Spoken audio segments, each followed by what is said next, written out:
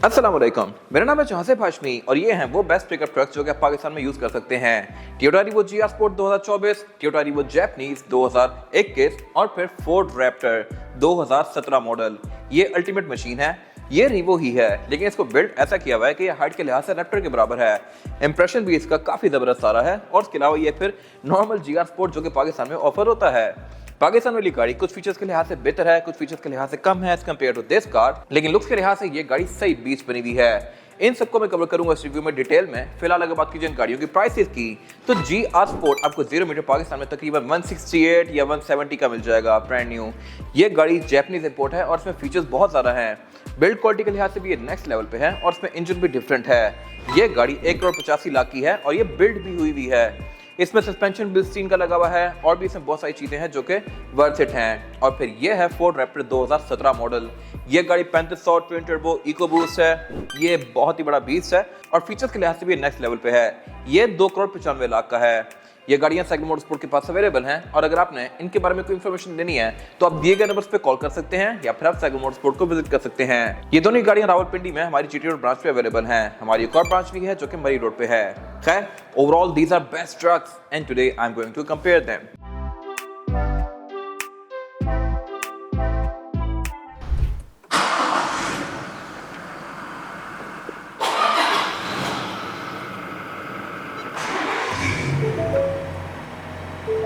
Let's start with the exterior of this car. Size के लिहाज से ये तीनों ही गाड़ियां डिफरेंट हैं। ये सबसे छोटी है, फिर ये बड़ी और वो फिर उससे बड़ी। ये नॉर्मल रिवो है जो कि पाकिस्तान में ऑफर होता है और बाय द वे साइज के लिहाज से ये गाड़ी भी कोई खास छोटी नहीं है। ये लिटरली लैंड क्रूजर 200 या 300 सीरीज से ज़्यादा लंबी होती है रिवो। बैक पे ये गाड़ी अच्छी खासी पीछे जा रही होती है, बट ये कुछ भी नहीं लग रही as compare to this Revo. Normal shocks इस गाड़ी में मोनोट्यूब शॉक एब्जॉर्बर आते हैं जो कि कंपनी से ही आता है। राइड के लिहाज से काफ़ी डगेड होती है, but this is what you get. लेकिन अगर आप सस्पेंशन को अपग्रेड करते हैं तो फिर ये गाड़ी बनती है। यह है बिल्स्टीन सस्पेंशन के साथ रिवो जो कि जैपनीज इंपोर्ट है। इसमें स्पेसर्स भी हैं जिसकी वजह से इसकी हाइट काफी रेज हुई है। टायर भी इसमें अच्छा खासा बड़ा लगा हुआ है और इसके टायर की प्रोफाइल भी 315 है। ये गाड़ी सही 20 लग रही है। लुक्स के लिहाज से किस गाड़ी का ज्यादा इंप्रेशन है कमेंट सेक्शन में मेंशन कीजिएगा। ड्राइव के लिहाज से ये गाड़ी पाकिस्तान में रोड्स पे थोड़ी बेहतर होगी, लेकिन अगर आपने गाड़ी को हायर पर्पस के लिए यूज करना है तो ये गाड़ी बेस्ट ऑप्शन है। अगर आप अपनी गाड़ी को सिर्फ शहर में यूज करना है और डे टू डे कम्यूट के लिए चलाना है तो फिर ये गाड़ी एक बेहतर ऑप्शन है। लेकिन अगर आपको ऑलराउंडर गाड़ी चाहिए तो फिर ये बेस्ट ऑप्शन है। रैली के लिहाज से, ऑफ रोडिंग के लिहाज से, इवन शहर के लिहाज से भी ये गाड़ी सही बीस्ट है और राइड के लिहाज से भी ज्यादा स्मूथ है as compare to this car. बाकी लुक्स के लिहाज से हर किसी की अपनी ओपिनियन है। इस गाड़ी में ये आर्मर्ड बम्पर लगे हुए हैं जो कि सॉलिड लोहे के हैं और इसकी लुक को बहुत बेहतर बना रहे हैं। और इसके अलावा जैपनीज गाड़ी में फीचर्स आ रहे हैं। इसमें टोयोटा का एम्बलम प्रिंटेड है क्योंकि इसके अंदर रडार के सेंसर्स दिए गए हैं। ये रडार ऑफर करती है, जबकि पाकिस्तानी टोयोटा रिवो में कुछ भी ऑफर नहीं करता। यहाँ पे बेसिकली एक प्लैक दिया गया है जो कि ब्लैंक ही है, इसमें कोई सेंसर्स नहीं है। तो मेरे ख्याल से यहाँ पे टोयोटा अगर चीप आउट ना करता तो बहुत बेहतर था। कुछ चीजें बट स्टिल इसमें बेहतर है, वो मैं कवर करूंगा आगे जाके।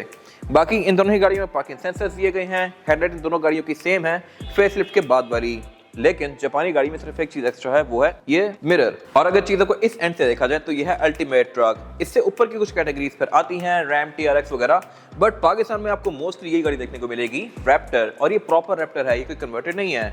रैप्टर कंपनी से ही अच्छा खासा चौड़ा आता है और ये बेसिकली यूएस में जो बेसिक रिक्वायरमेंट्स होती हैं, रेगुलेशंस होती हैं रोड की, ये उसको भी एक्सीड करता है।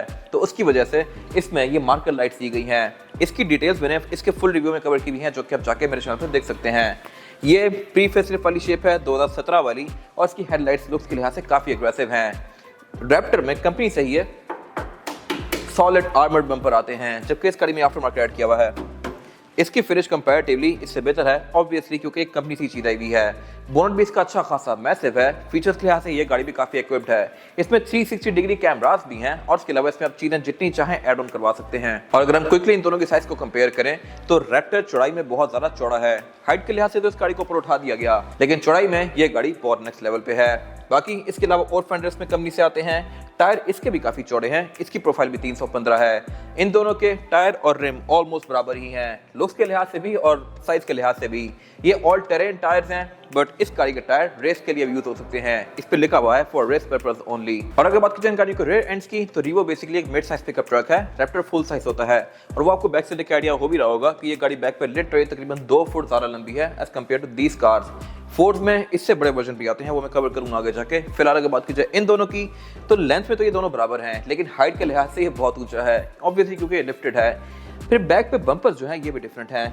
इस रिवो का बम्पर मेरे हाथ जितना है, जबकि इंपोर्टेड रिवो का बम्पर बहुत ज़्यादा लंबा है और ये है भी सॉलिड लोहा, जबकि ये कंपैरेटिवली कम सॉलिड लगता है। बाकी इन दोनों में बैक पे ये ट्रंक वगैरह नॉर्मल आती है, लेकिन इसमें एक चीज़ डिफरेंट ये है कि इसमें प्रॉपर हाइड्रोलिक दिया गया है, ये नीचे नहीं गिर जाएगा, जबकि इस कार के केस में ये इस तरह से नीचे गिर जाता है।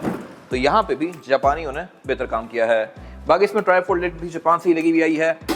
ये गाड़ी एक चीज एक्स्ट्रा ऑफर करती है और वो है रेयर फॉग, जो कि पाकिस्तान में ऑफर नहीं होती। जबकि अगर बात की जाए इन दोनों गाड़ियों की, तो रैप्टर ऑब्वियसली यहाँ भी बहुत नेक्स्ट लेवल पे है। इसके फेंडर्स कंपनी से ही बहुत ज़्यादा बोल्स्टर्ड आते हैं। इसको मॉडिफाई तो किया हुआ है, लेकिन ये गाड़ी चौड़ाई में ज़्यादा चौड़ी नहीं है। और फेंडर ऑल्दो इसमें लगाए गए हैं, बट स्टिल ये इसके बराबर ही पहुंच रही।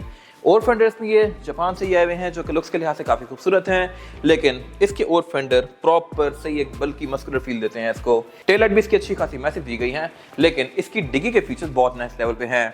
इस तरह से कि इसको मैं रिमोट से अनलॉक कर सकता हूँ इस तरह से, और फिर ये ऑब्वियसली आइस ओपन होगा क्योंकि इसमें भी हाइड्रोलिक आता है। बैक पे इसमें फीचर्स काफ़ी ज़्यादा आते हैं। बेड भी इसका काफ़ी ज़्यादा चौड़ा है, लेकिन एग्जॉस्ट भी ये गाड़ी बैक पे डुअल ऑफर करती है और उसका साउंड नोट भी कंपैरेटिवली इससे बेहतर है।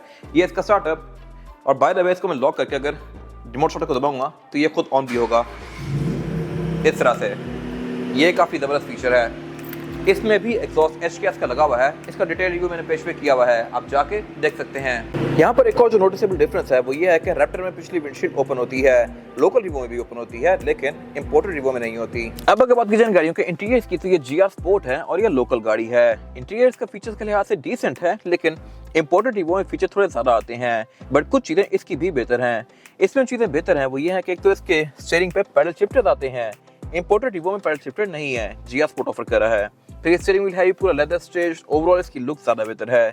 मीटर भी इसका लुक्स के लिहाज से थोड़ा ज़्यादा स्पोर्टी है। उस गाड़ी में बेसिक मीटर आता है, जैसा कि रिवो भी ऑफर करता है पाकिस्तान में। स्क्रीन भी इसकी ज़्यादा बड़ी है, फीचर्स के लिहाज से भी ज़्यादा इक्विप्ड है।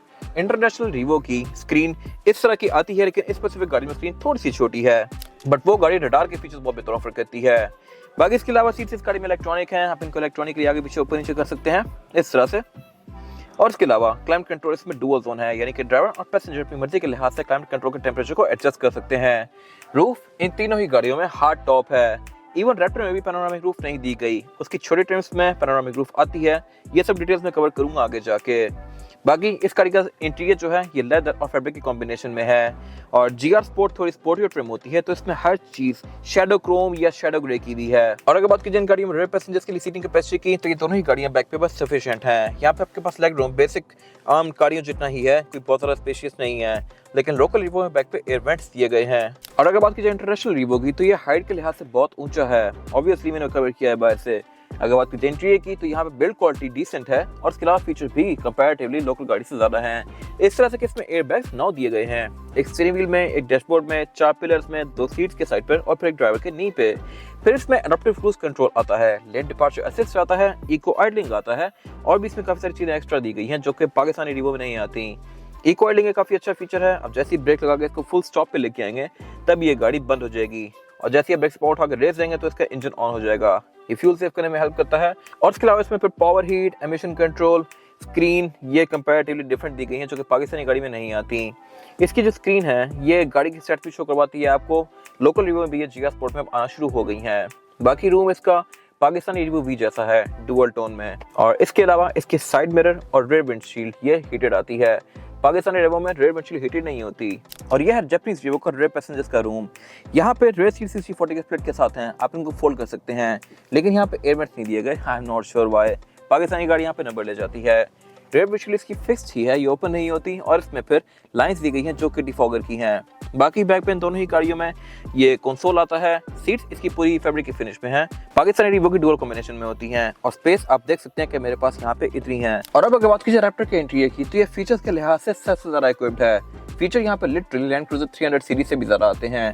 इसकी सीट जो है ये हीटेड है, वेंटिलेटेड है, स्टीयरिंग व्हील हीटेड है, स्टीयरिंग में ये पैडल शिफ्टर्स दिए गए हैं जो कि मेटालिक फिनिश में है और इसके डैशबोर्ड पे कार्बन फाइबर भी काफी सारा दिया गया है। सबसे मजेदार चीज यहाँ पे स्पेस है। ये बहुत ज्यादा चौड़ी गाड़ी है और आप लिटरली फैल के बैठ सकते हैं इसमें। सेंटर में सेंटर कंसोल भी इससे बड़ा मैंने किसी गाड़ी में नहीं देखा। और इसके अलावा बाकी मीटर, स्टीयरिंग, हर चीज काफी हाई क्वालिटी की है और इसमें फिर ये जिया स्पोर्ट की तरह एक स्ट्रिप भी दी गई है जो कि यूजुअली परफॉर्मेंस कार्स में आती है। साउंड सिस्टम इसमें सोनी का है और इसके अलावा इसमें 360 कैमरास आते हैं, क्लाइमेट कंट्रोल डुअल जोन है और इसके अलावा बाकी गियर सेलेक्टर भी इसका काफी सब्सटेंशियल और जबरदस्त है। फिर ये एंड्रॉइड ऑटो एप्पल कारप्ले भी ऑफर करती है और इसके अलावा ये क्योंकि लेफ्ट हैंड ड्राइव है तो आपको इसको यूज टू होने में थोड़ा सा टाइम लगेगा, बट अगर आप यूज टू हो जाए तो फिर ये गाड़ी ड्राइव करना काफी इजी है। यही वजह है कि ये गाड़ी कंपैरेटिवली पाकिस्तान में थोड़ी सस्ती होती है लेफ्ट हैंड ड्राइव होने की वजह से, लेकिन अगर आप इसके यूज टू हो जाए तो फिर आपको कोई फर्क नहीं पड़ेगा। बाकी आप इसके पैडल्स को आगे पीछे कर सकते हैं। साइड मिरर इसके रिट्रैक्टेबल हैं, इनमें ब्लाइंड स्पॉट पॉइंटर्स आते हैं, डिफॉगर्स आते हैं, कैमरास आते हैं एंड व्हाट नॉट। एक्सटीरियर पे इस गाड़ी की बहुत सारी लाइटिंग भी दी गई है। और अब ये है रैप्टर मिरर पैसेंजर्स के लिए सीटिंग कैपेसिटी जो कि बहुत ज्यादा स्पेशियस है। मेरे पास लेग रूम भी यहाँ पे काफी ज्यादा है और हेडरूम का भी इसमें कोई इशू नहीं है।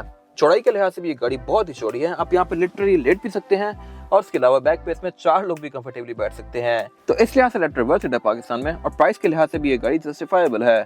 इसमें पैसेंजर्स के लिए पावर आउटलेट्स दिए गए हैं, एयर वेंट्स दी गई हैं, एम्बिएंट लाइट्स दी गई हैं, सेंटर में ये कंसोल आता है और इसके अलावा बैक पे इसकी ये विंडशील्ड में विंडो भी दी गई है जो कि आप इलेक्ट्रॉनिकली फोल्ड कर सकते हैं।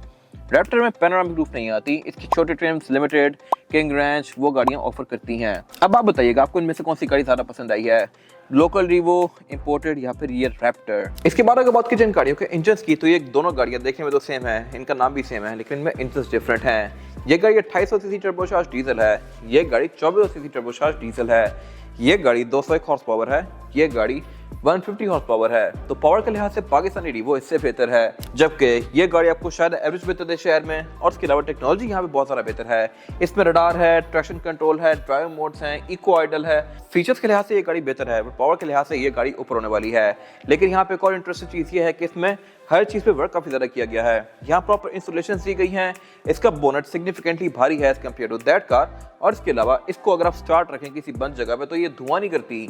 ये गाड़ी आप 1 मिनट भी स्टार्ट रखें तो आपको वहाँ पे सांस लेना मुश्किल हो जाएगा। ये बहुत ज़्यादा कार्बन एमिट करती है, जबकि कंपैरेटिवली ये इंजन काफ़ी ज़्यादा क्लीन है और इसके ऑब्वियसली फिल्टर्स भी बैक पे एग्जॉस्ट के अंदर बहुत ज़्यादा बेहतर होंगे, जिसकी वजह से ये गाड़ी धुआं ना होने के बराबर करती है। और वो तो हो गई आम गाड़ियाँ। अगर इसकी बात की जाए तो ये गाड़ी डिफरेंट चीज़ है।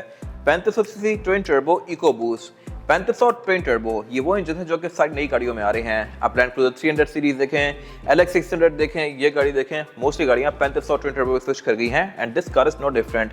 ये इंजन 500 हॉर्स पावर के आसपास प्रोड्यूस करता है और इसके ऊपर जगह जगह फोर्ड परफॉर्मेंस की बैचिंग दी गई है। और ये इंजन है भी अच्छा खासा मैसिव है। ये सिर्फ V6 लेकिन मैस इसका अच्छा खासा है। बाकी इसके ऊपर फिर काफी सारे ये इंटेक्स दिए गए हैं, ऑब्वियसली क्योंकि ये ट्विन टर्बो इंजन है। और इसके अलावा इसमें फिर ABS, traction control, drive mode, वो सारी चीजें आती हैं जो कि ये ऑफर करती हैं। लेकिन काफी सारी चीजें यहाँ पे एक्स्ट्रा भी हैं, जैसे कि टोइंग मोड्स। फिर इसके अलावा इसकी 4x4 की सिलेक्शन भी काफी ज्यादा है।